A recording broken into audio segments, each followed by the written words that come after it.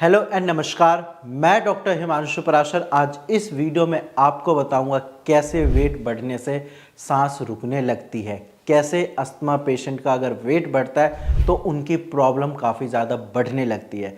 तो चलिए वीडियो को स्टार्ट करते हैं और आप इस वीडियो को लास्ट तक देखना, ताकि अगर आपका भी वेट ज़्यादा है और सांस लेने की दिक्कत है तो मैं कुछ ऐसे उपाय भी बताऊंगा जिससे आपकी ये प्रॉब्लम कम होगी। सबसे पहले आपको ये पता होना चाहिए कि कैसे ओवरवेट अस्थमा के लिए हानिकारक है और कैसे इसकी वजह से बहुत सारी दिक्कतें बढ़ती है। सबसे पहले देखो, जब आपका वेट बढ़ता है यानी कि अगर आप ओवरवेट है तो आपके जो लंग्स हैं उस पर प्रेशर पड़ता है, आपकी जो छाती है उस पर प्रेशर पड़ता है। क्योंकि ऐसा इसलिए होता है, जब आपका वेट बढ़ता है तो आपकी बॉडी में फैट बढ़ते हैं, एब्डोमिनल फैट बढ़ता है, आपकी चेस्ट के आसपास फैट बढ़ता है और जब वो फैट बढ़ता है तो वो आपके लंग्स पे प्रेशर डालता है, आपके जो डायफ्राम है उस पर प्रेशर डालता है। और इसकी वजह से क्या है कि जो पेशेंट का एयर पैसेज होता है, जहाँ से एयर पास होती है, वो श्रिंक कर जाता है। इसकी वजह से पेशेंट को सांस लेने में तकलीफ होती है।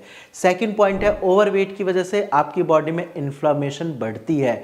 एक तो अस्थमा वैसे ही इन्फ्लामेटरी डिजीज़ है, यानी कि इन्फ्लामेशन को कॉज करती है आपके बॉडी में, प्लस अगर आपका वेट ज़्यादा है तो इन्फ्लामेशन की क्वांटिटी और ज़्यादा बढ़ जाती है बॉडी में, पेशेंट और ज़्यादा एग्रावेट करने लगता है। इसके साथ साथ थर्ड पॉइंट है, अगर आपका वेट ज़्यादा है तो आपके शरीर पे इन्हेलर कोई काम नहीं करेगी, क्योंकि ओवरवेट पेशेंट में इन्हेलर बहुत कम यूज़फुल होता है। इसके साथ साथ अगर आपका वेट ज़्यादा है और सांस की तकलीफ़ रहती है तो जब भी आप रात में सोते होगे आपने नोट किया होगा कि बीच रात में आपकी आंख खुल जाती है, आपको सांस लेने में तकलीफ़ होती है।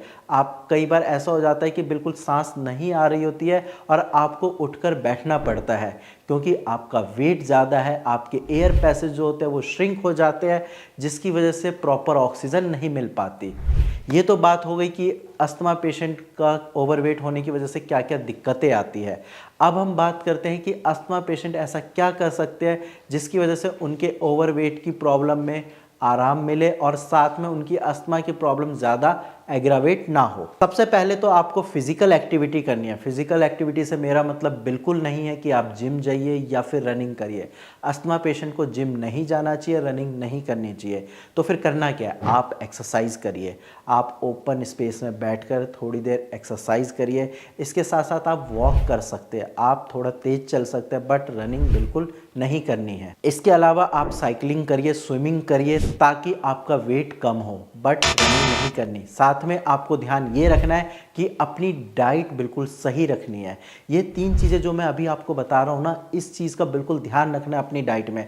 सबसे पहले आपको ज़्यादा प्रोटीन इंटेक करना है, बट कार्बोहाइड्रेट कम लेना है। सेकंड पॉइंट है, आपको डीप फ्राई वाली चीज़ें ना के बराबर लेनी है और ज़्यादा ऑयली चीज़ें नहीं खानी है। थर्ड पॉइंट है, आपको हाई फाइबर लेने हैं, साथ में अपना हाइड्रेशन सही रखना है, यानी कि पानी ज़्यादा से ज़्यादा पीना है। इन सब के अलावा आपको ये ध्यान रखना है कि आप ठंडी चीज़ें ना खाएं। आपको आइसक्रीम नहीं खानी है, आपको कोल्ड ड्रिंक नहीं लेनी है। अगर जब भी आप खाना खाने जाते हैं आप गर्म खाना खाइए, क्योंकि ठंडा खाना खाओगे या ठंडी चीज़ें लोगे आपकी अस्थमा की प्रॉब्लम एग्रावेट होगी। इसके अलावा आप अपनी डाइट में ओट्स ले सकते हैं, मूंग दाल ले सकते हैं, खिचड़ी ले सकते हैं। जितना लाइट खाना रखेंगे उतना अच्छा है आपके लिए। ऑयली खाना या स्पाइसी फूड या ठंडी चीज़ें बिल्कुल बंद रखिए। अगर आप इन सारी चीज़ों को अच्छे से फॉलो करते हैं तो आपका वेट भी कम होगा और आपकी जो अस्थमा की प्रॉब्लम है उसमें भी काफ़ी हद तक आराम मिलेगा। बाकी अगर आपको कंप्लीट ठीक होना है तो उसके लिए फिर मेडिकेशन की ज़रूरत पड़ती है, और होम्योपैथी मेडिसिन से बेस्ट चीज़ कुछ नहीं है, क्योंकि होम्योपैथिक मेडिसिन ना सिर्फ आपकी प्रॉब्लम को ठीक करेगी बल्कि उसको जड़ से ख़त्म करेगी और साथ में बिना किसी साइड इफ़ेक्ट के। तो देर किस चीज़ का कर रहे हैं, नीचे दिए गए नंबर पर आप कॉल करिए और मेरी टीम से आप फ्री में कंसल्टेशन कर सकते हैं। आज की वीडियो में इतना ही, धन्यवाद।